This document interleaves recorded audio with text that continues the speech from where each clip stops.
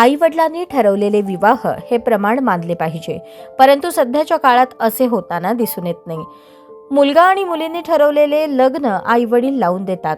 कोणत्याही मुलामुलींच्या बाबतीत आई वडील चुकीचे निर्णय घेत नसतात.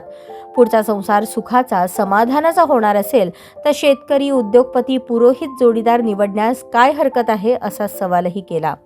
सकल ब्राह्मण महिला मेळावा कौस्तुभ ब्राह्मण वधूवर मंडळाच्या वतीने घटस्फोटित 2025 अंकाचे प्रकाशन करण्यात आले.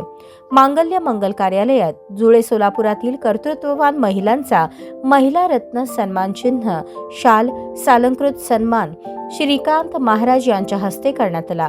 प्रारंभी त्यांचा सत्कार सहयोग ब्राह्मण संस्थेचे अध्यक्ष श्रीकांत कुलकर्णी यांनी पगडी, शाल, सन्मान चिन्ह देऊन केला. याप्रसंगी ब्रह्मगर्जना प्रतिष्ठानचे अध्यक्ष विक्रम ढोनसळे, कौस्तुभ ब्राह्मण वधूवर मंडळाचे अध्यक्ष व पत्रकार रवींद्र नाशिककर, महिला समन्वयक ॲडव्होकेट शर्वरी रानडे उपस्थित होते. विवाह समस्या काल, आज, उद्या या विषयावर व्याख्यानरूपी विचार व्यक्त करताना विवाह समस्या आत्ताची नसून द्वापारयुग, त्रेतायुग, कलियुगात ही समस्या होत्या. फक्त परिस्थिती आणि विचार वेगळे आहेत. पूर्वी 12 ते 14 वयात ओटी भरण होत असत, ते आता 35 ते 40 वर येत आहे. आई वडील लग्न ठरवायचे, जुळली की संसार सुखाचा झाला. घटस्फोट फारच कमी. आता घर, भरपूर पगार, शेती, गाडी याला प्राधान्य दिले असूनही घटस्फोट होतो. तर असे का? पालकांच्या हस्तक्षेपामुळे, मोबाईलमुळे मुलींचा संसार धोक्यात आला. याची अनेक उदाहरणे देत त्यांनी महत्त्वाचे संदेश दिले. संवाद संपला की वाद होतात.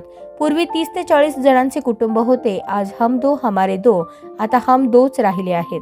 समाज महत्त्वाचे आहे, त्यातला स काढा. 2 अक्षरांचा काय अर्थ होतो ते पहा. मोबाईलमुळे संवाद हरपला.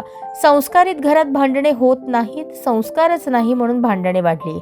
समस्येवर मात करा. सूर्य उगवतो तसा मावळतो याचे भान असू द्या. काळ, गरिबी, परिस्थिती कधी विसरू नका.